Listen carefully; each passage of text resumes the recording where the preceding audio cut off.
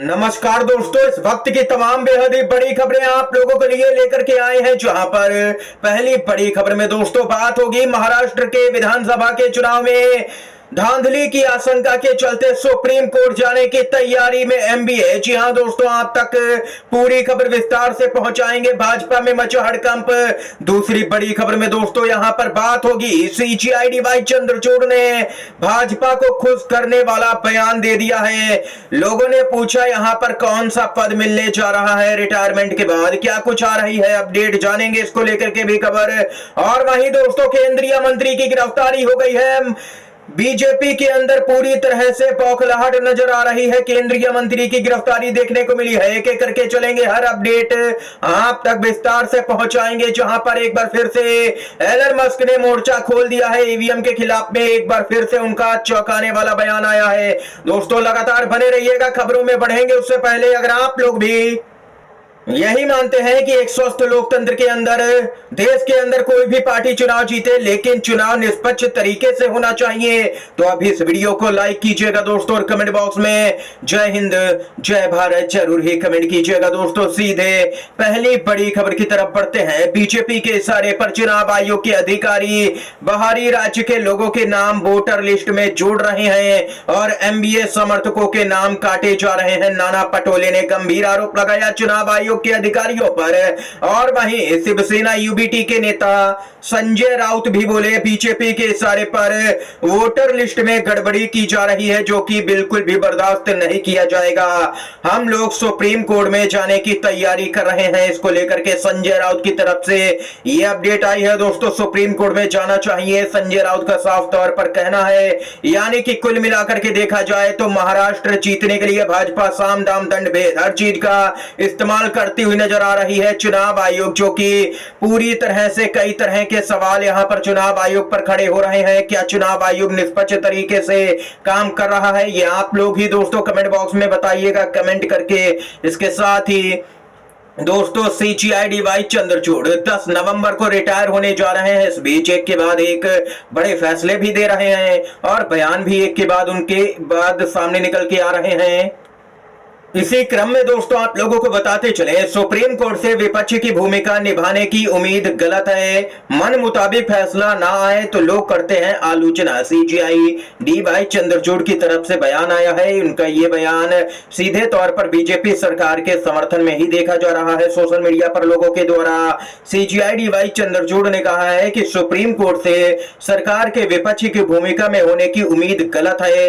वकीलों के कार्यक्रम में सीजीआई बोले कि सुप्रीम कोर्ट आम जनता के लिए है, लेकिन इसका मतलब यह नहीं है कि वह संसद में विपक्ष की भूमिका निभाने लगे।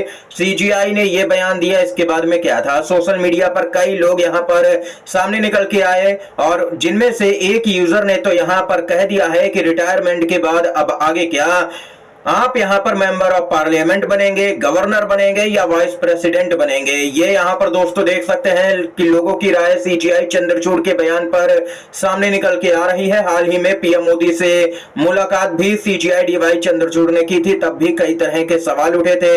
ये यहां पर दोस्तों खबर है। आप लोगों की क्या कुछ राय है इस खबर को लेकर के बताइएगा कमेंट बॉक्स में। और आप लोग सीजीआईडी वाई चंद्रचूड़ के सीजीआई के तौर पर कार्यकाल को कैसे देखते हैं, कमेंट बॉक्स में आपकी जो भी राय बता सकते हैं। 10 में से कितने नंबर देना चाहते हैं उनको दोस्तों। इसके साथ ही एक और अपडेट यहां पर आप लोगों को बताते चले, केंद्रीय मंत्री की गिरफ्तारी देखने को मिली है। इस वक्त की बड़ी अपडेट आ रही है। भाजपा में मचा हड़कंप।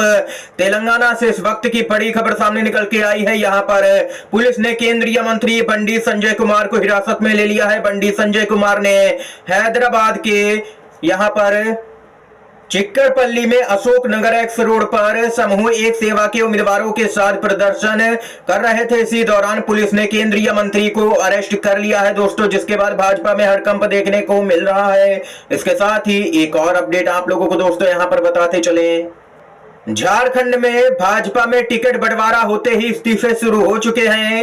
भाजपा को एक और बड़ा झटका आज लगा है। मेनका सरदार के बाद अब गणेश महली देंगे इस्तीफा, चंपाई पर लगाए हैं गंभीर आरोप। जी हां दोस्तों, भाजपा को एक के बाद एक तगड़े झटके लगने शुरू हो गए हैं। पोटका की पूर्व विधायक मेनका सरदार के बाद अब सरायकेला के भाजपा नेता गणेश महली भी इस्तीफा देने जा रहे हैं।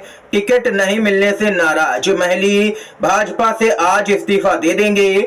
दोस्तों बताते चलें कि सरायकेला सीट से 2 बार चुनाव लड़ चुके हैं गणेश महली।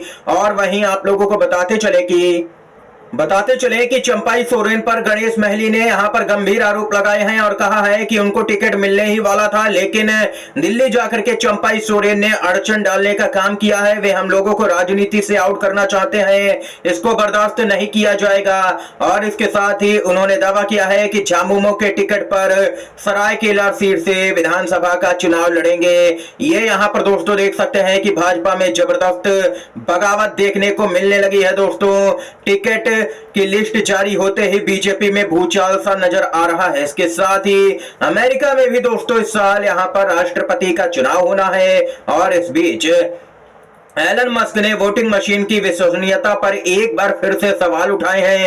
एलन मस्क लगातार यहां पर एक के बाद एक बैलेट पेपर के समर्थन में बयान जारी कर रहे हैं। अभी 2-3 दिन पहले भी एलन मस्क ने ईवीएम का विरोध किया था और बैलेट पेपर का समर्थन किया था। आज एक बार फिर से एलन मस्क यहां पर बैलेट पेपर के समर्थन में खड़े नजर आए। उन्होंने कहा कि केवल कागज के मतपत्रों का ही चुनाव में इस्तेमाल करें। जी हाँ दोस्तों बताते चले कि अमेरिका में राष्ट्रपति चुनाव होने में अब 1 महीने से भी कम का समय रह गया है। डेमोक्रेट्स की ओर से उपराष्ट्रपति कमला हैरिस और रिपब्लिकन की ओर से पूर्व राष्ट्रपति डोनाल्ड ट्रंप चुनावी मैदान में हैं और वहीं दोनों उम्मीदवार में कड़ी टक्कर है। ऐसे में इनके समर्थकों में भी पूरा जोश है। और वहीं ट्रंप का समर्थन कर रहे एक्स के मालिक एलन मस्क ने वोटिंग मशीन को लेकर के बड़ी बात कह दी है। उन्होंने दावा किया है कि वोटिंग मशीनों में चुनाव के दौरान धांधली यहां पर हो सकती है, इसलिए बैलेट पेपर के जरिए ही वोटिंग होनी चाहिए। उनका साफ तौर पर कहना है कि उन्हें टेक्नोलॉजी की पूरी जानकारी है और ईवीएम मशीन हैक हो सकती है, साफ तौर पर एलन मस्क का मानना है। दोस्तों देख सकते हैं कि दुनिया में यहां पर अमीरों की लिस्ट में सबसे ऊपर एलन मस्क ही हैं और टेक्नोलॉजी के क्षेत्र में उनकी तमाम कंपनियां काम कर रही हैं, उनके पास में अपार ज्ञान है। वे यहां पर दावा कर रहे हैं कि ईवीएम में छेड़छाड़ की जा सकती है, लेकिन हमारे देश का चुनाव आयोग और बीजेपी के अंधभक्त कहते हैं कि ईवीएम में छेड़छाड़ नहीं हो सकती है। अब आप लोग ही बताइए कि एलन मस्क सही कह रहे हैं या चुनाव आयोग। दोस्तों आप लोगों की क्या कुछ राय है? आप लोग ईवीएम के जरिए वोटिंग के समर्थन में खड़े हैं या फिर बैलेट पेपर के जरिए? अपनी जो भी राय हो दोस्तों कमेंट बॉक्स में कमेंट कर सकते हैं आप लोग। इसके साथ ही एक और अपडेट आप लोगों को यहां पर दोस्तों बताते चले, खबर सामने निकल के आ रही है। कांग्रेस पार्टी यूपी उपचुनाव को लेकर के बड़ा फैसला लेने जा रही है। भाजपा में अब मचेगा हाहाकार। जी हां दोस्तों खबर ही कुछ ऐसी है। कांग्रेस पार्टी यूपी के उपचुनाव में नहीं उतार सकती है अपने प्रत्याशी। सभी सीटों पर सपा को समर्थन देने पर विचार किया जा रहा है। हरियाणा विधानसभा के चुनाव में समाजवादी पार्टी ने यहां पर कुर्बानी दी थी और अब बारी कांग्रेस पार्टी की है। उत्तर प्रदेश की 9 विधानसभा सीटों पर होने वाले उपचुनाव में कांग्रेस ने प्रत्याशी न उतारने का मन बनाया है। इंडिया गठबंधन के तहत समाजवादी पार्टी ने कांग्रेस को 2 सीटें गाजियाबाद और खैर सीट दे दी है, लेकिन कांग्रेस दोनों ही सीट पर अपने जीत को लेकर के आश्वस्त नहीं है, लिहाजा अब उसने उपचुनाव से अपने कदम पीछे खींचने का फैसला किया है। वह अब सभी सीटों पर समाजवादी पार्टी के प्रत्याशी का समर्थन करेगी। इसका ऐलान कांग्रेस की तरफ से जल्द ही किया जा सकता है। ये यहाँ पर दोस्तों इस समय की तमाम बड़ी खबरें थी, मुख्य समाचार जो हमने आप तक पहुंचाए। दोस्तों वीडियो अगर आप लोगों को पसंद आया हो तो लाइक कीजिएगा, इन खबरों को शेयर कीजिएगा अपने दोस्तों में, और चैनल पर अगर आप लोग नए हैं तो चैनल को जरूर ही सब्सक्राइब कीजिएगा। वीडियो देखने के लिए आप सभी का बहुत बहुत धन्यवाद। जय हिंद, जय भारत।